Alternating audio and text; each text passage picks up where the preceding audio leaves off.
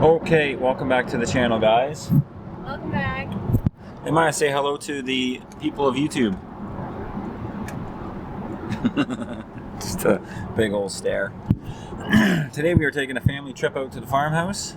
The contractor is flying the beam in. I'm thinking they're using a crane. It's 24 feet long.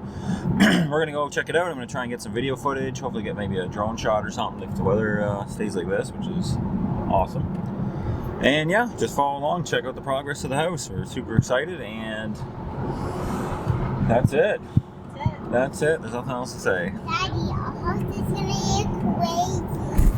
What did you say, sweetie? Our house is gonna get crazy. Our house is gonna look crazy. We can't wait.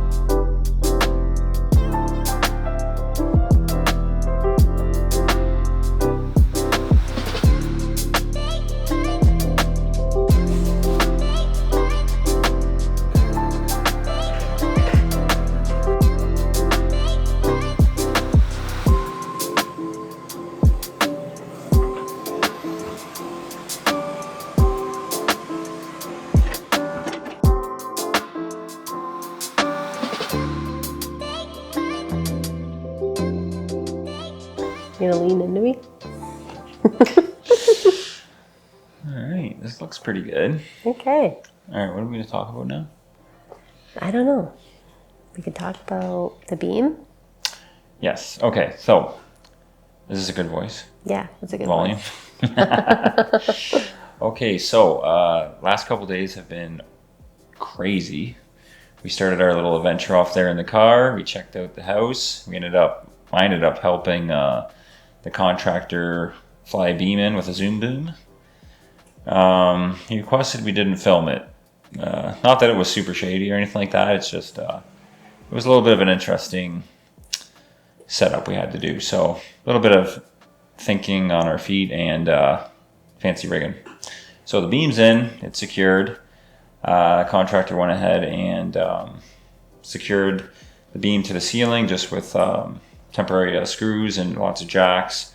And then the 30-ton excavator showed up, which was a bit of a surprise. I didn't think they would order that big of an excavator. Like basically 4 bucket widths of this excavator is the width of the addition. So I got some overhead shots here I'll share with you guys.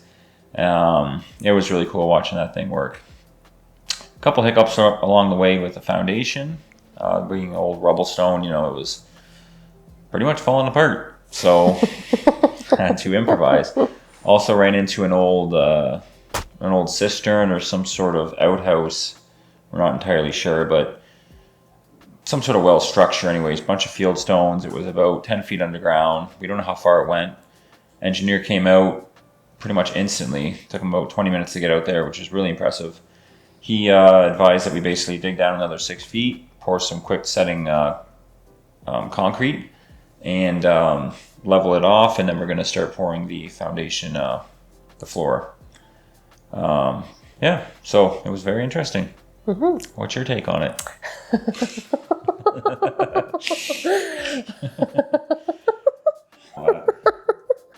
I feel really good. I feel a little bit overwhelmed. I'm looking. I knew that was going to happen. Oh, LG. Yeah. I'm sure you recognize it. Yeah, I feel a little overwhelmed with all like the chaos that is going on with like our yard and everything. But I know that we are in very good hands, and in a month from now, we're already going to see the house come to life and the framing is going to be going up. So it's all very exciting stuff. I just met with our cabinet maker today, so we are going forward with our kitchen and we're getting our custom cabinets made locally here in Ontario, which is really cool.